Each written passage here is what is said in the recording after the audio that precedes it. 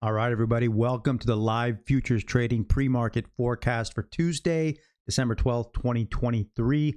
It is CPI day, so we've got the big inflation report due out at 8:30 a.m. Eastern. Right now, it's about 7 a.m. Eastern, so that's coming out in an hour and a half. I want to help you lay the groundwork for the day ahead. I've already looked at the charts, and what I'm seeing is that we've got stocks looking to continue to be bullish today. So keep your eye on support levels. I'll outline a few for you as we get going into the report. But I know a lot of you only want to watch this for about 10 seconds. So I'm going to give it to you as quick as I can and then go into details for those who want to stay. So stocks look like they're going to continue to be well supported on the back of rising bonds, falling rates, right? The yields are falling as the bonds are pushing higher again, as we outlined in the daily pre-market report from yesterday. The dollar, as we outlined yesterday, is continuing now to round the bend and get stronger against the euro and the pound. Gold and silver look like they're stabilizing for the time being. So silver is no longer our whipping boy. Had some great shorts as it was dropping. So for today, what we're seeing is a pretty well-rounded picture that stocks definitely look like they will continue their bullish trajectory. I certainly would be very, very careful shorting up here. I'm not going to be looking for shorts today. I wasn't looking for shorts yesterday. I played the long side. I uploaded the live day trading video where I show you guys how I wait for my long setup. So that's what I did yesterday. That's what I'm going to be doing today as well. I'm still testing some of these different challenge companies, kind of having fun with that. Yesterday, I was happy with the execution directly on Rhythmic as opposed to Quant Trader or Ninja Trader. So for those of you who are doing challenges, if you're having execution issues, you may want to execute directly on Rhythmic if that's where your data is coming from, which it likely is if you're trading with one of these various challenge companies. So I was happy with the execution there. I'm excited to see it again today on a day like today where we'll have increased volatility with CPI. So look for support on stocks. Be very careful from the short side. If you're going to trade bonds, they do look bullish. Looks like the 30-year, the ultra bonds especially look like they're going to be heading higher. Gold, silver, even though they look like they've kind of stopped their decline, they're not, in my view, it's not the spot to go long yet. So I'm going to ignore those for now. But it looks like the shellacking they've taken is at least over for now, especially silver. Had a nice piece of that on the way down. So it's great. It's good to identify these markets when they're moving. And then when it's done, you know, you can only squeeze so much juice out of the fruit there and then just walk away, right? Because if you get stuck shorting silver down here, sure, it could leak a little lower, but the best part of the move is already over, right? So you got to be careful. I'm trying to help you out with that. Warn you of the markets to focus on and not to focus on. So crude oil looks like it's definitely rounding the bend. I'm just looking at my scoreboard over here. So crude looks like a good buy down here into the 70, 71 area. Dollar looks like it'll start to weaken again against the euro and the pound. Probably the other ones as well. I just don't have time to look at those because I don't trade them. And Bitcoin, for all the Bitcoin bros in Miami, I warned you guys about the false breakout, and that was indeed the case so far. It's catching back down to gold as I suggested it would. So continue to be careful with Bitcoin here. I hope my video saved at least one of you guys from not being a bag holder here. So I did a special report on Bitcoin several days ago. Go back and watch it. See that I outlined very clearly that this was a dangerous spot to go long, and I don't recommend it. Even though this isn't financial advice, I am here to try and help you out as best I can. All right, let's get into the charts for those who actually give a shit. We'll start with ES, the E-mini S&P 500. And what we can see here is that we've got the weekly is just, you know, it's in melt-up city here. I got to get my, my drawing tools. Give me a sec. All right, we got the drawing tools. We're ready to rock and roll. So you can see the weekly chart here on ES, you know, just flying to the upside. And as we outlined in the daily forecast from yesterday, we said that we did expect support to continue to be strong, and that is indeed proving to be the case so far. Obviously, the CPI report could come out and shock markets today. If it does, you know, we'll see what happens, but I'm just going to be viewing it as, you know, an opportunity to get long, because everything just looks so bullish right now. Now, if the CPI report comes out softer than expected, look out, this thing could just, I mean, you could see ES and NQ just blow through the roof here. So keep an eye on the report there. I'll be watching it very closely and trading it. And if I feel like it, I'll film it for you guys and upload it later.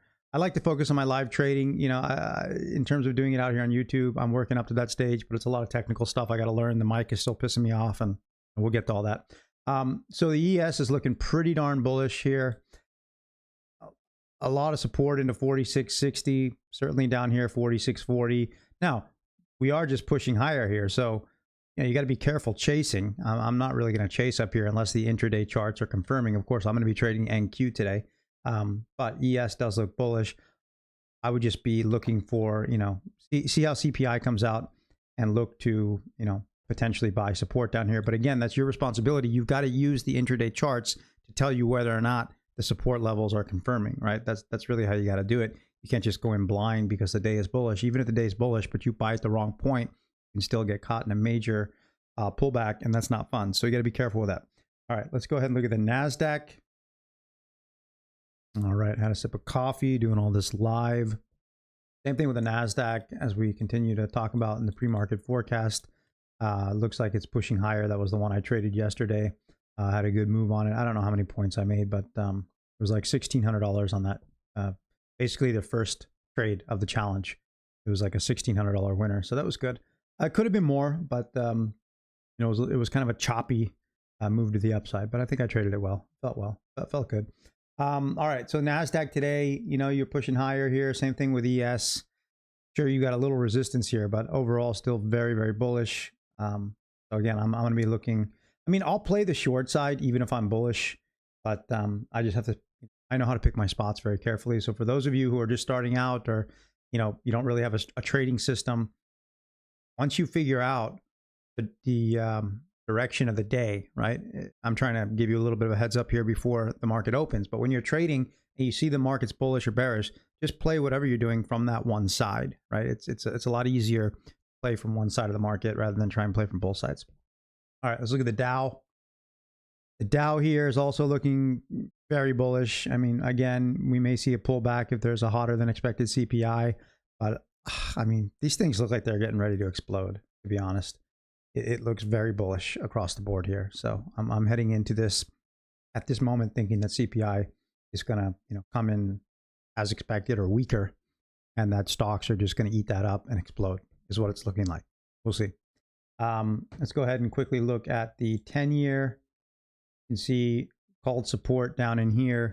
That is indeed what's happening. We're rounding the bend back higher because of this weekly support level here into 110. Called that out at the beginning of the week yesterday.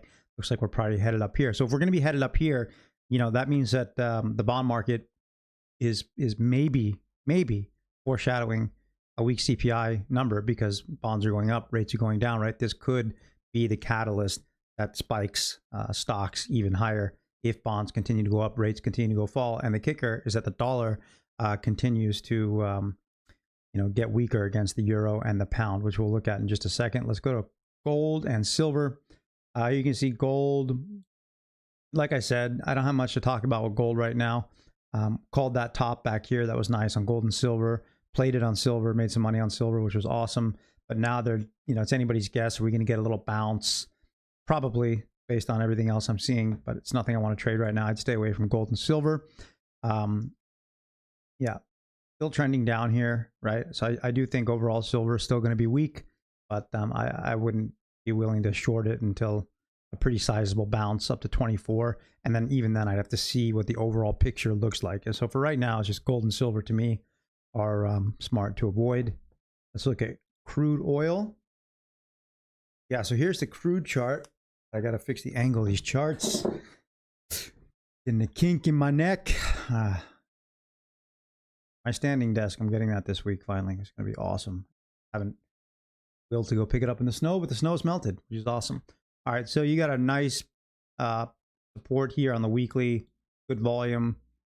There's some monthly support down here. The daily enter congestion up. I think you got a lot of support here moving forward on crude. And all it takes is one little escalation in the Middle East between Israel and Hamas, and this thing's going to go to the roof. Probably is going to do that. I would say we're probably headed back up here. But let's see. Let's finish off here with the euro and the pound. Yeah, here you can see the euro rounding the bend, coming out of some nice weekly support.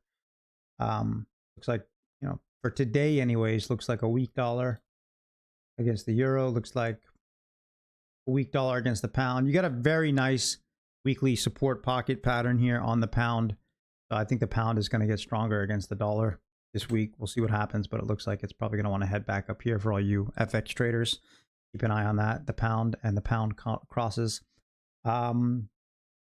Right, so that's pretty much what I'm going to be looking at for today. I'm going to be playing, primarily from the long side on the Nasdaq. Of course, I'm going to be aware of what CPI is. How does it come out? How are all the other markets reacting to that news announcement? This is why trading, there's really no one size fits all. And even if you come up with an algorithm that works right now, there's no guarantee that it's going to work in the future. You've got to come up, when you're a discretionary trader. Sure, you got to get your emotions in check, and you got to be able to follow your rules and not tilt and things like that. But when you really can learn to identify all the different drivers of the market, right? The bond market, gold and silver, the dollar, stocks, energies. You look at how all these things are interacting with each other. That's what will give you the edge in terms of which direction to favor in day trading for that particular day when you're trading the indices. Very important. That's how I do it. So this is why, even though I make a forecast at the beginning of the day, which usually is pretty spot on, it's only laying the foundation for going into that day. And then throughout the day, I have to see what's going on and how does that affect my decision making, right? But for today, laying the foundation, summarize, stocks look bullish, bonds look bullish, rates look like they're coming down, dollar looks weak today, pound and euro look strong against the dollar. Metals look mixed. I wouldn't really venture over there. And crude is probably going to also be pretty well supported. Bitcoin, I wouldn't mess with right now because it looks like it's in the middle of catching down to gold and silver. So there you have it. That's it, everybody. Take care. Good luck with your trading, and I'll be back with you tomorrow. Bye-bye.